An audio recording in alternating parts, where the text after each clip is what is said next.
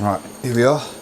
Just pulled the cooker out and you can see what the issue is. Firstly, it's too low. It needs to be minimum 750 off the floor, and that bayonet is pointing up, which it should be pointing down.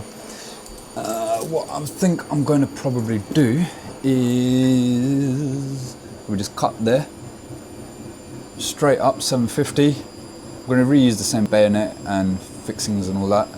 Just put it up there, have it pointing down, and get it back into position. Luckily, there's already a chain on there as well, already, so I don't need to redo that. But yeah, we're just going to bring that up there, retest it, and we should all be good.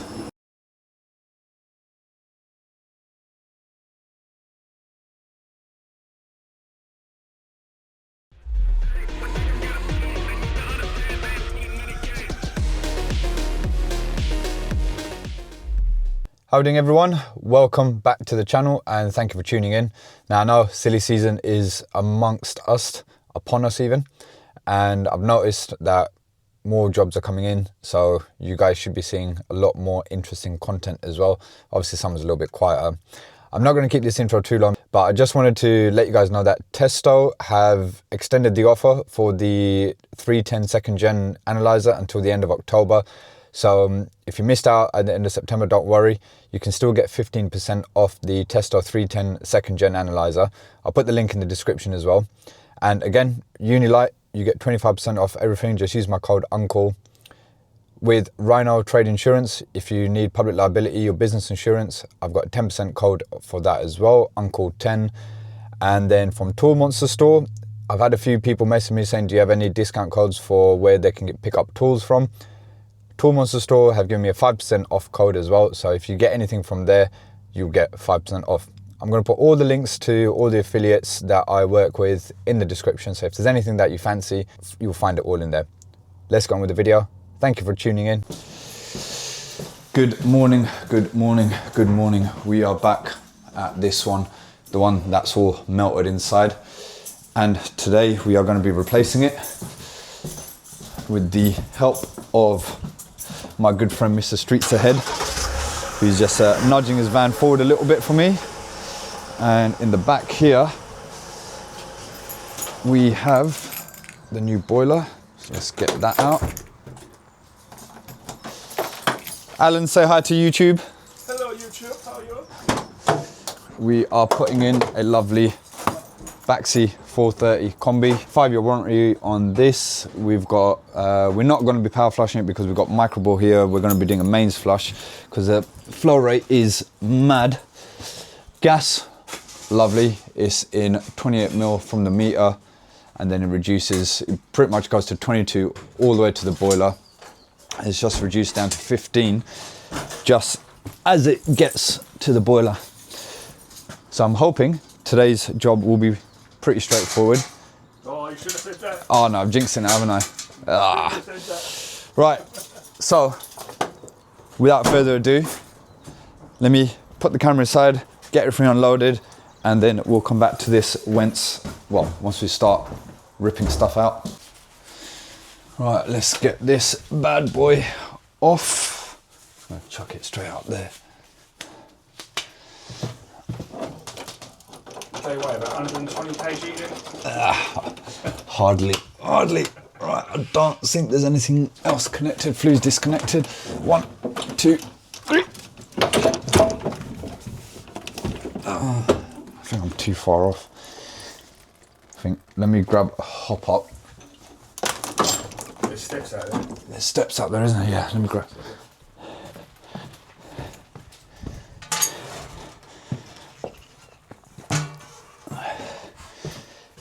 This is not the time to be doing heroics. We wanna. Is this even gonna? Can this take my weight a bit? It feels like it's caught on something. I don't want it to slip. You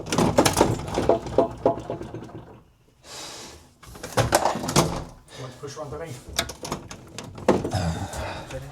So normally, they should just. I think it's just the bracket is really tight on there. Is the PRV link took that off here? Yeah, no, everything's disconnected. That's all off. That's all off. Filling loops off, that's off. Gas is off, that's off. Right, I think I just need to. That's it.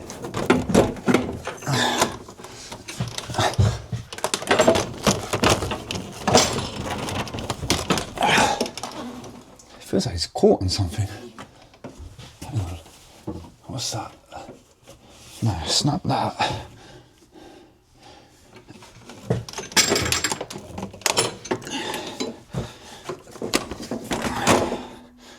Jump and have a look, see what's up there. I think there's not actually anything up there, it's just... No, it's not even... Pipework in the way. No, there's nothing in the way. Hey, put that retain, because isn't there a screw on him at the back? No, that's on the eco fits, not on this one. I think it's just where it's been on for 20 years.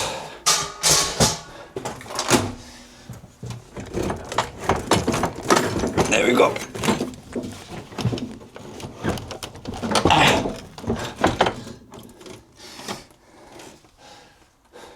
Right, I might need you.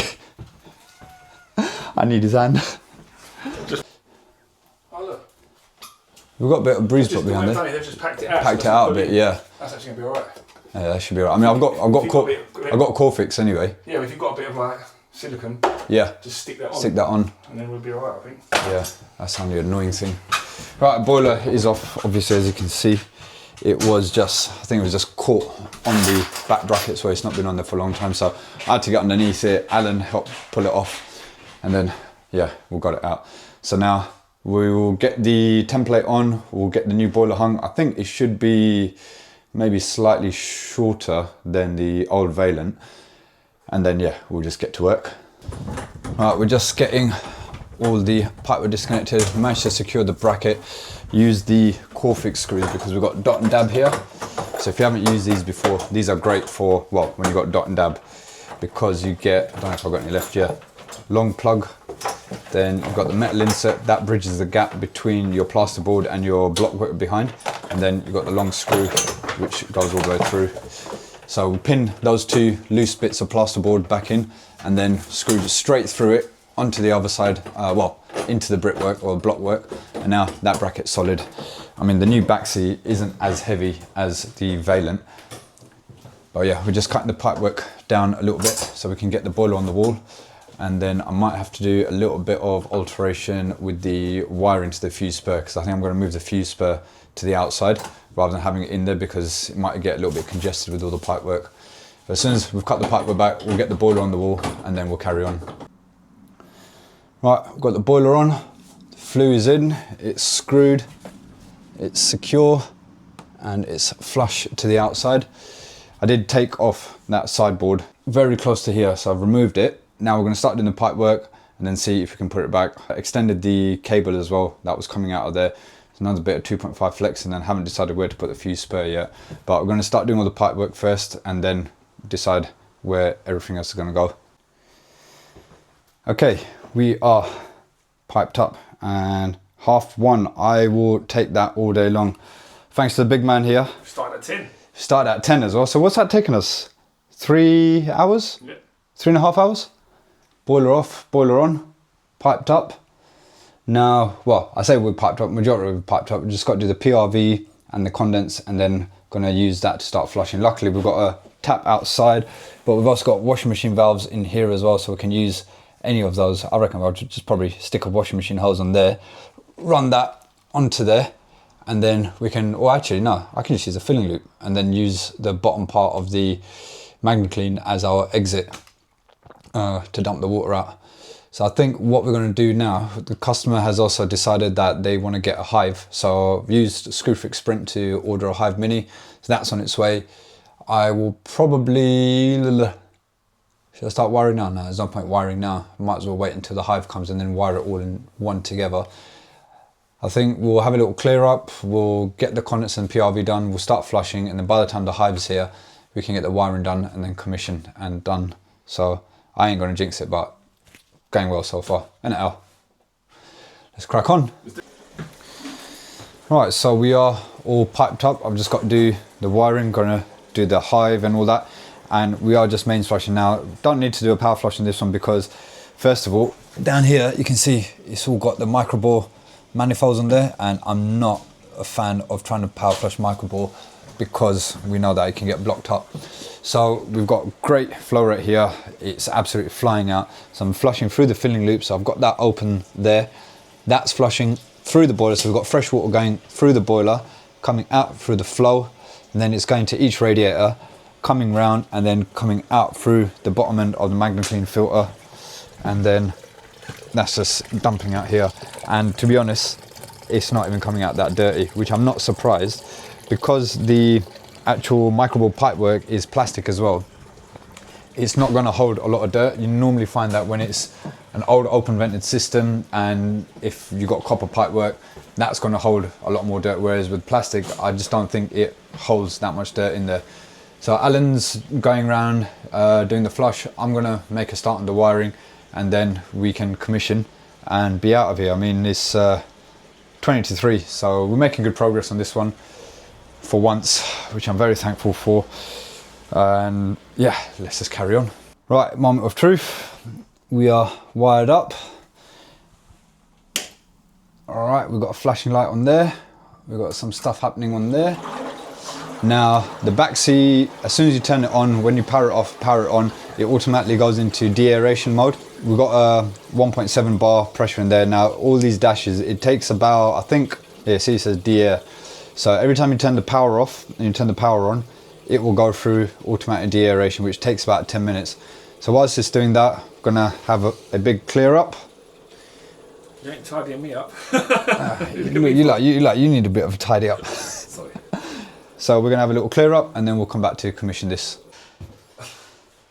Right, we are all done now. So it's been commissioned. We've got 18 millibar working pressure here, 19 at the gas meter, which I'm not surprised because there was a 28 mil gas run, and it's only, even though there was a 24 kilowatt here before, we put in a 30 kilowatt to make sure that they get a slightly better delivery of hot water. But yeah, everything's working good, no issues. Registered, done, done, done. Home time.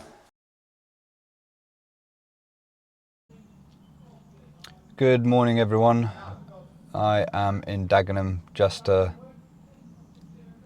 checking out the local crackheads, as you do. What are we today? Today is Friday, the 5th of September, and this is probably going to be the only job I'm going to record today.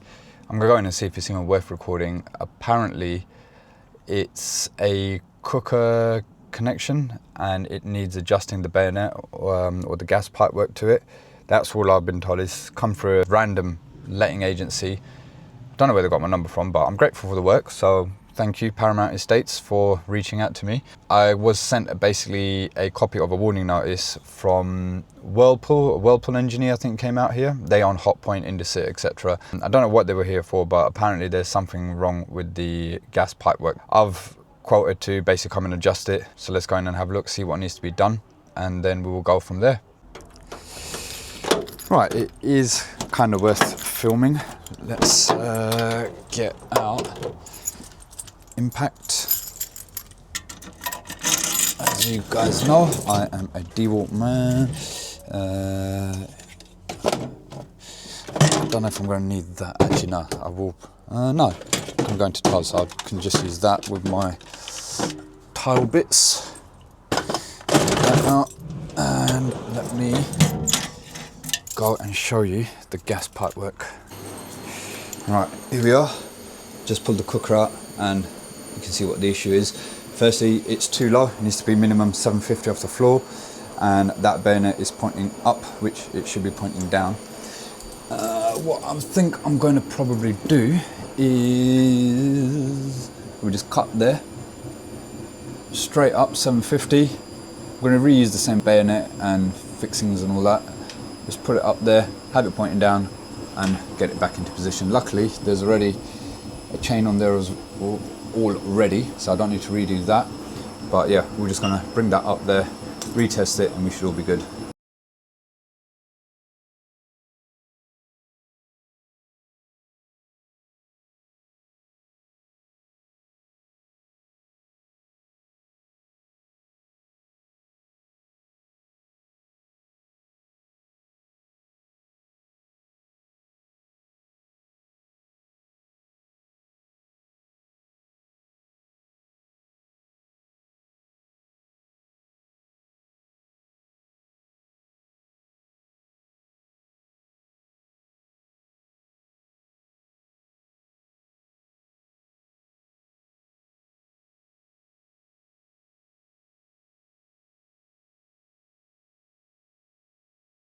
Nice simple job, nice bright blue flames, and most importantly, gas pipework has been adjusted and it now meets regs. Nice little job for a Friday morning. Now, this, like I said, this is probably going to be the only one that I'm going to record today, because what I'm doing now for the rest of the day is just gas sets and services. I've got one which is I'm going to go to now, I believe it's the CDI system boiler, just a standard service. And then after that, I've got a landlord who's got 4 properties in Wembley, so I've got to do gas sets and services there. So unless anything interesting comes up, I'll get the camera out. If not, because I've been doing these are repeat businesses for me, so it's not, I'm not anticipating anything new. But if anything does come up, I'll get the camera out. If not, I'll see you guys soon.